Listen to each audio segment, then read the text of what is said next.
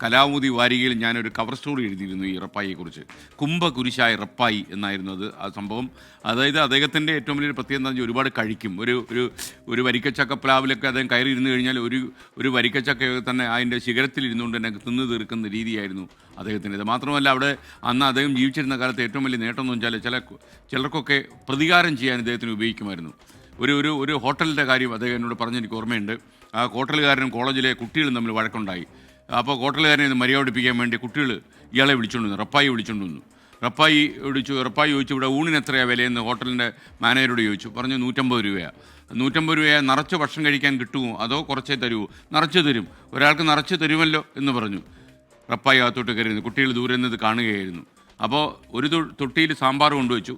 അവർ അങ്ങോട്ട് വിളമ്പിയിട്ട് കൊണ്ടുപോകാൻ ശ്രമിച്ച പറഞ്ഞു അവിടെ വെച്ചേക്കാൻ പറഞ്ഞു. അതുപോലെ ചോറ് അങ്ങോട്ട് ഇട്ടപ്പോൾ ഇലയിലോട്ട് ഇട്ടപ്പോൾ പറഞ്ഞു അത് കൊണ്ടുപോകണ്ട അവിടെ വെച്ചേക്കാൻ പറഞ്ഞു. അയാൾ നമ്മുടെ ഈ ചോറ് ഹോട്ടലൊക്കെ വിളമ്പുന്ന പാത്രമല്ലേ, അങ്ങനെ 6 പാത്രത്തിലെ ചോറുണ്ട് കഴിഞ്ഞു. മുതലാളിക്ക് മനസ്സിലായി അവൻ പണി തരാമെന്നാണ്. മുതലാളി പറഞ്ഞു ദയവ് ചെയ്ത് ഉപദ്രവിക്കരുത്, ആളിനെ മനസ്സിലായില്ല എന്ന് പറഞ്ഞു. അങ്ങനെയാണ് റപ്പായി യാത്രയാക്കിയത്. ഇതായിരുന്നു റപ്പായിയെ പലരും ഉപയോഗിച്ചിരുന്ന കാര്യം. അപ്പോൾ റപ്പായി എന്ന് വളരെ സാധുവായ മനുഷ്യൻ. പക്ഷേ അദ്ദേഹം എന്തോ ഒരു അസുഖം ബാധിച്ചിട്ടുണ്ടായിരുന്നു.